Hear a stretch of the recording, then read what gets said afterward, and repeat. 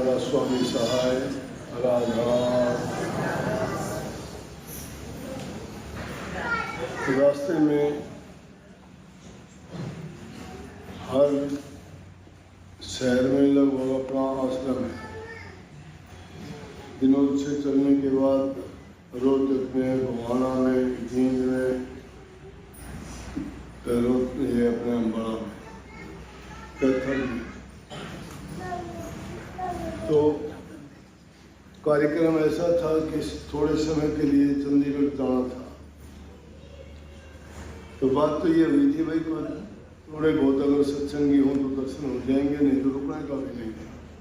क्योंकि एक तो ये रास्ता हाईवे पर है, इसके कारण बड़ी परेशानी से जाती है। परंतु बात सत्संगियों को जब पता लगता है तो चाहे उनको कोई हुक्म दो या कोई कानून बनाओ, ना रुकते नहीं है। अच्छी बात है आश्रम में। वैसे तो सत्संग आप करते हो समय समय पर, और जब भी टाइम मिलता है तो देखो इतने आश्रम हैं, फिर भी मैं कोशिश ये करता हूँ हर आश्रम में पहुँचा जाए, साल में कम से कम एक बार। लेकिन पूरा समय नहीं दे पाता तो भी थोड़ा बहुत भी सत्संगियों को समय मिल जाता है, वो उसी में संतुष्ट हो जाता है। क्यों कि सत्संग तो जीव को जितने मिले उतने अच्छे। सत्संग से ही जीव का कल्याण होता है, बुरी आदतें छूटती हैं, अच्छे गुण आते हैं, पाप कर्म करते हैं। तो अगर उसी टाइम में हम किसी दूसरी जगह पे हों, क्या पता क्या घटना हो जाए, या ना भी हो तो बिना बात की बातों की उलझन नहीं रहेंगे, संसारी बात करेंगे। लेकिन संगत में बैठे होंगे, सत्संगियों के पास बैठे होंगे,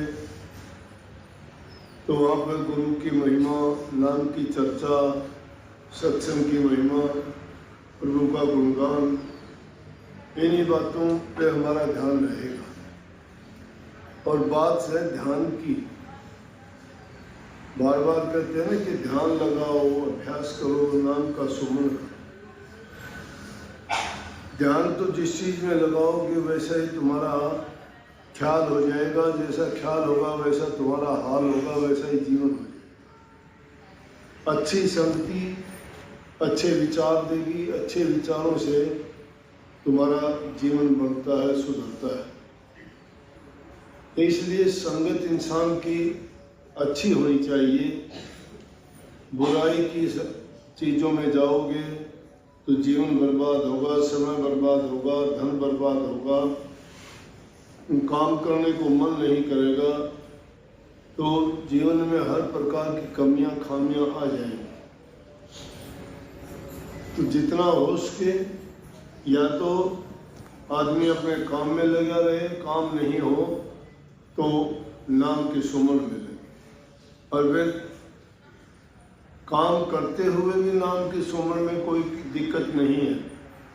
काम तो हाथ से, शरीर से करते हो, लेकिन नाम का सुमन मन से करते हो। और मन ही इंसान को विचलित करता। काम करते करते वक्त भी आपका ध्यान सत्संग में या सत्संग की बातों में या नाम के सुमन में लगा रहता है, तो समझो कि तुम्हारे अंतर की मैल धुलती रहती है, मन साफ, पाक और पवित्र होता रहता है।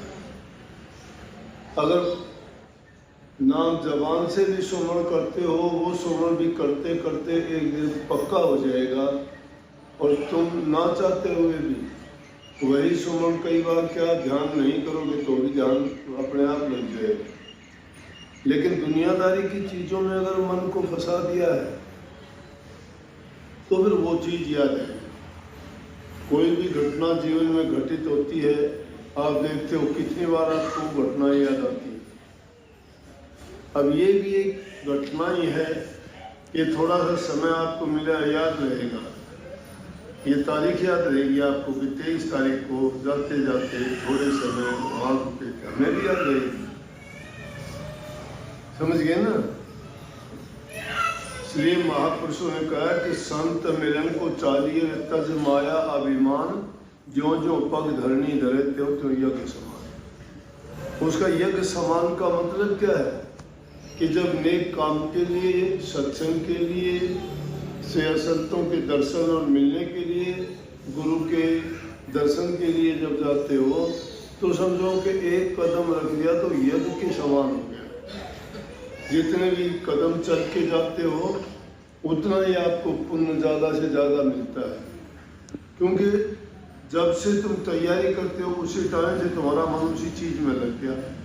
आपको शाम को पता लग गया था, उसी टाइम से सोचने लगे सुबह इतने बजे उठेंगे, इतने बजे चाय पियेंगे, स्नान करेंगे, कभी लेट ना हो जाए, कभी हमें सवारी ना मिले, कभी महाराज जी पहले निकल जाएं, क्या पता हम दर्शन से वंचित रह जाएं।